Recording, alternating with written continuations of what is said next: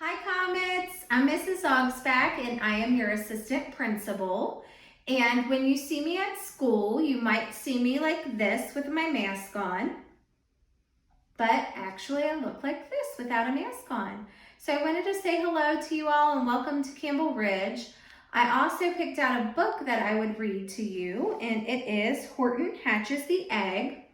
I picked this book because I love elephants, and if you ever come into my office, you might see some elephants around because that's my favorite animal. So this book is written by Dr. Seuss. Horton Hatches the Egg. Sighed Maisie, a lazy bird hatching an egg. I'm tired and I'm bored and I've kinks in my leg. From just sitting here day after day, it's work how I hate it, I'd much rather play. I'd take a vacation, fly off for a rest, if I could find someone to stay on my nest. If I could find someone, I'd fly away free. Then Horton the elephant passed by her tree. Hello, called the lazy bird, smiling her best. You've nothing to do, and I do need a rest. Would you like to sit on the egg in my nest? The elephant laughed. Why, of all silly things, I haven't feathers and I haven't wings. Me on your egg? Why, that doesn't make sense. Your egg is so small, ma'am, and I'm so immense. Tut, tut, answered Maisie. I know you're not small, but I'm sure you can do it, no trouble at all. Just sit on it softly, you're gentle and kind. Come be a good fellow, I know you won't mind. I can't, said the elephant. Please, begged the bird.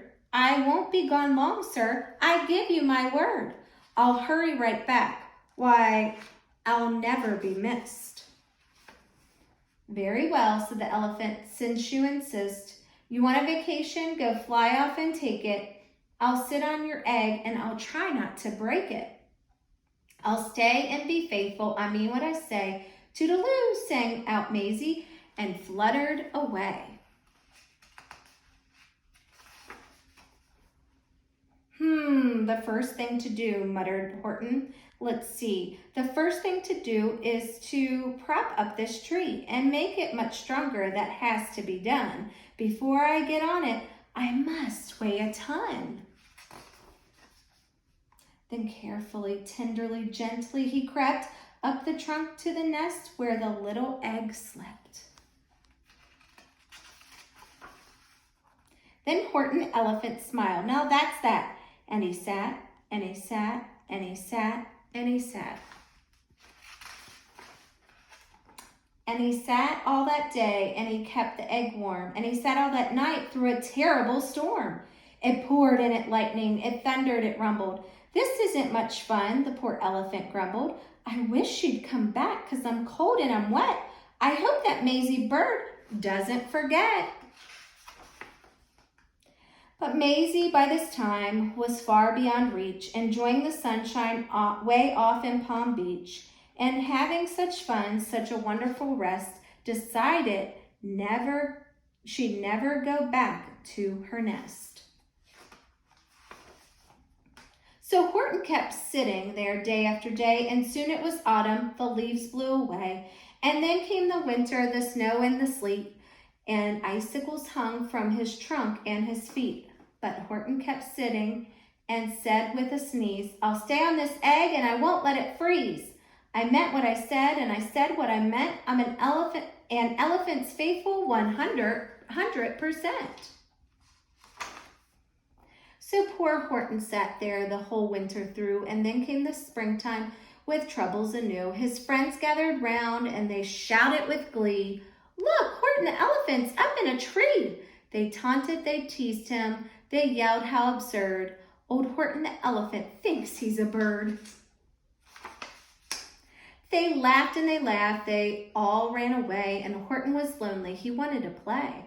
But he sat on the egg and continued to say, I meant what I said and I said what I meant, an elephant's faithful 100%.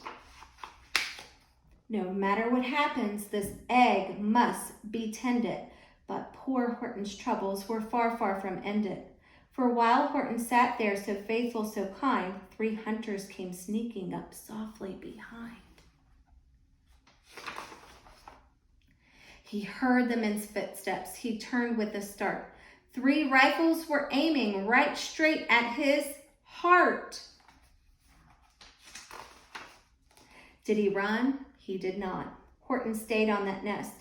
He held his head high and he threw out his chest and he looked at the hunters as much to say, "Shoot if you must, but I won't run away. I meant what I said and I said what I meant. An elephant's faithful 100%. But the men didn't shoot, much to Horton's surprise. They dropped their 3 guns and they stared with wide eyes. "Look," they all shouted, "can such a thing be? An elephant sitting on top of a tree? It's strange, it's amazing, it's wonderful, new. Don't shoot him, we'll catch him. That's just what we'll do. Let's take him alive. Why, he's terribly funny. We'll sell him back home to a circus for money." And the first thing he knew, they had built a big wagon with ropes on the front for the pullers to drag in. They dug up his tree and they put it inside with Horton so sad that he practically cried. "We're off," the men shouted, and off they all went with Horton unhappy 100%. Up out of the jungle, up into the sky, up over the mountain 10,000 feet high, then down the mountain and down to the sea went the cart with the elephant, egg, nest, and tree. Then out of the wagon and onto the ship, out over the ocean, and whew, what a trip! Rolling and tossing and splashed with the spray, and Horton said day after day after day, "I meant what I said, and I said what I meant. But oh, I am seasick 100%. Then one day, the circus show happened to reach a town way down south, not far from Palm Beach. Then one day, the circus show happened to reach a town way down south, not so far from Palm Beach. And dwaddling along way up high in the sky, who of all people should chance to fly by but that old good-for-nothing bird runaway Maisie? Still on vacation and still just as lazy. And spying the flags and the tents just below, she sang out, "What fun! Why, I'll have to go to the show." And she swooped from the clouds through an open tent door. "Good gracious," gasped Maisie, "I've seen you before." Poor Horton looked up with his face white as chalk. He started to speak, but before he could talk, there rang out the noisiest ear-splitting squeaks from the egg that he'd sat on for 51 weeks. A thumping, a bumping, a wild-alive scratching. "My egg!" shouted Horton. "My egg! It's hatching!" "But it's mine!" screamed the bird. When she heard the egg crack, the work was all done. Now she wanted it back. "It's my egg," she sputtered. "You stole it from me. Get off my nest and get out of my tree." Poor Horton backed down with a sad, heavy heart. But at the very instant, the egg burst apart. And out of the pieces of red and white shell from the egg that he'd sat on so long and so well, Horton the elephant saw something whiz. It had ears and a tail and a trunk just like his. And the people came shouting, "What's all this about?" They looked and they stared with their eyes popping out. Then they cheered and they cheered and they cheered more and more. They'd never seen anything like it before. "My goodness, my gracious," they shouted, "my word, it's something brand new. It's an elephant bird. And it should be like that because Horton was faithful. He sat and he sat. He meant what he said and he said what he meant." And they sent him home happy 100%. I hope you enjoyed that story as much as I did. I love this book, and I also want to encourage you to think of 2 different animals that could make something new, just like an elephant bird. What else could we make new?